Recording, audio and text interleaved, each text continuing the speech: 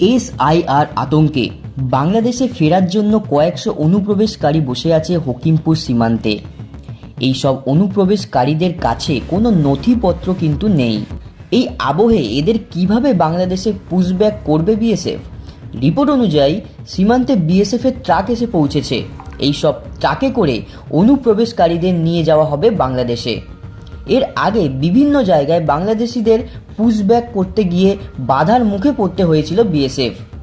তবে তা সত্ত্বেও অনুপ্রবেশকারীদের সীমান্তের ওপারে ঠেলে দিয়েছে ভারতের সীমান্তরক্ষী বাহিনী।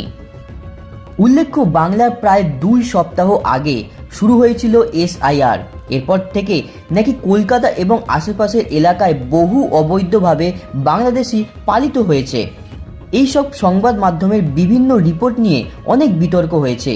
তবে গত কয়েকদিন ধরে উত্তর 24 পরগনা জেলার রূপমনগরের কাছে হকিমপুরে চেকপোস্টে বাংলাদেশি অনুপ্রবেশকারীদের ভিড় আরও ক্রমশ বাড়ছে।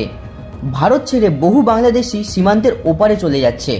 এদের অনেকের কাছে ভারতীয় পরিচয়পত্র আছে, আর অনেকের কাছে কোনো নথিপত্র নেই।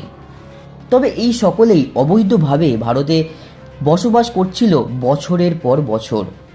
প্রসঙ্গত, অপারেশন সিন্দুরের পর ক্রমাগত বাংলাদেশি অনুপ্রবেশকারীদের ধরে ধরে পুশব্যাক করছে ভারতীয় কর্তৃপক্ষ।